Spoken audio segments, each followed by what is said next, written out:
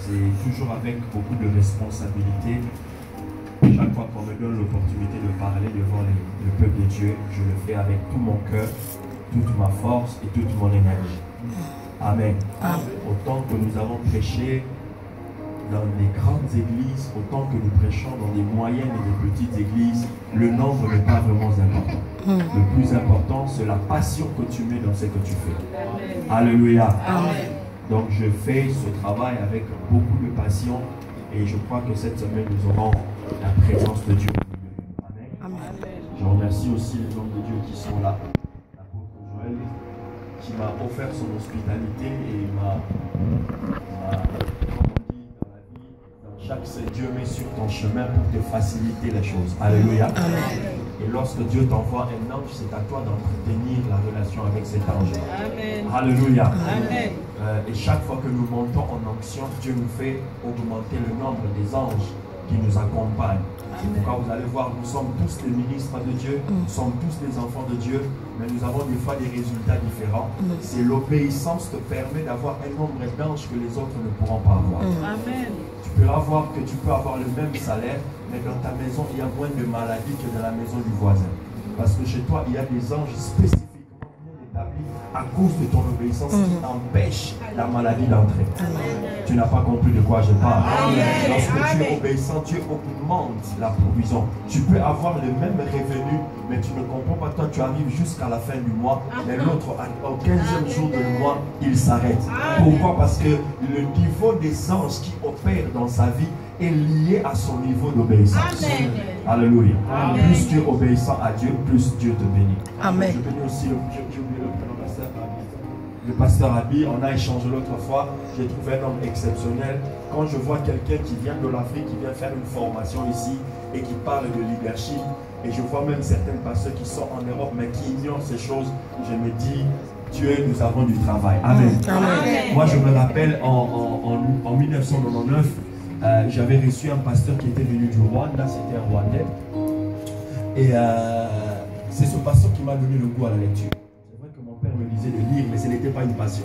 Alors, il a prêché à l'église, on lui a fait une belle offrande. Et puis, il m'a dit le lundi, le matin, il m'a dit que je l'accompagne dans une librairie, dans la ville où j'étais. Et on arrive dans la librairie, le gars, il sort pratiquement 80% de l'argent qu'on lui avait donné, il n'achète que des livres. Il achète, mais moi j'ai dit, j'ai dit ça en Lingala, mais tu repères ta costume.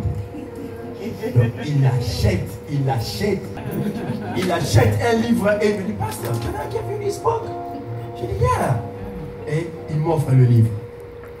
Je rentre à la maison, ça m'a tellement bouleversé. J'ai commencé à parler de ça tout le temps. Et c'est comme ça que le goût de la... Et le vous donne un homme. Il place devant vous un homme et quand Satan veut vous détruire, il place aussi devant vous un homme. Dieu travaille toujours avec les hommes. Alléluia. La Bible dit que lorsque Israël a crié, Dieu est descendu. J'ai cherché dans la Bible là où Dieu est descendu, je n'ai pas vu.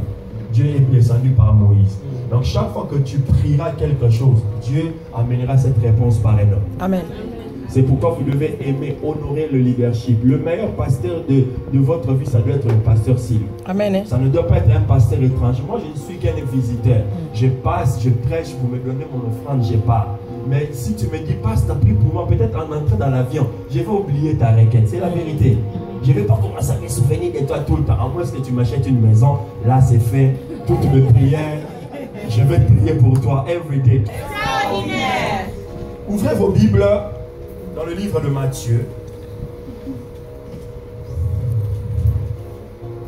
Matthieu chapitre 13.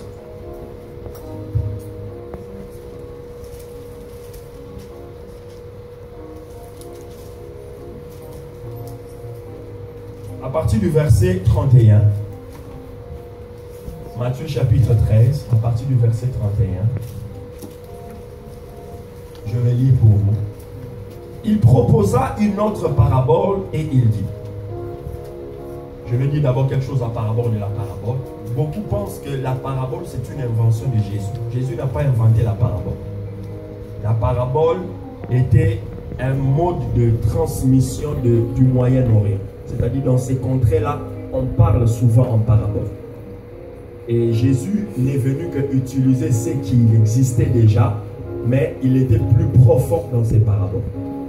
C'est comme le mot église. Jésus n'a pas inventé le mot église. Le mot ecclésia existait. Ecclésia qui veut dire sommet, qui veut dire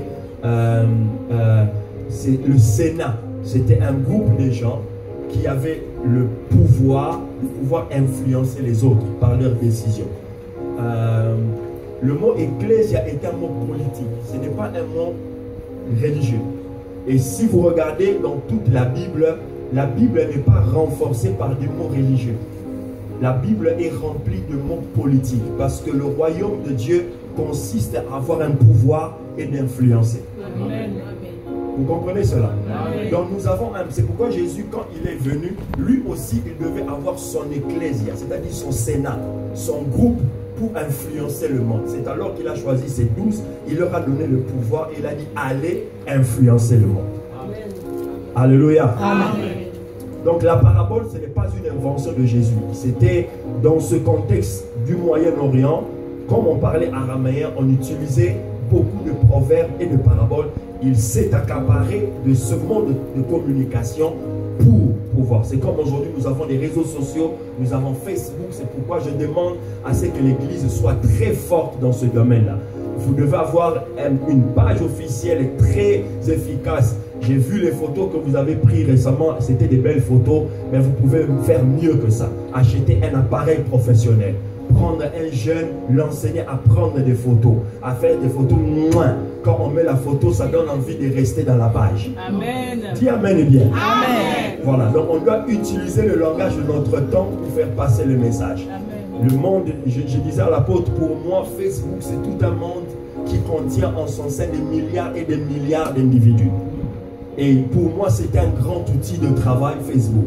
Donc, je ne mets pas mes photos pour qu'on like mes photos. Je mets des choses pour que les gens, pour que je sois connecté au monde. Amen. Pendant qu'il y a des gens qui mettent des photos juste pour qu'on like, il y a des gens qui font de l'argent avec Facebook. Alléluia.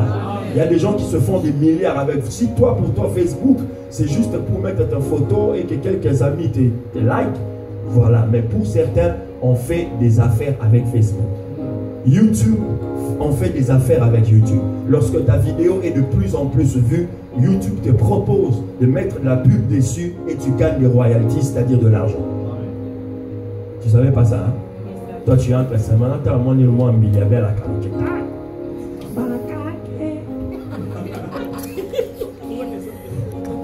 Alléluia. Ça sert à plus que ça. Amen.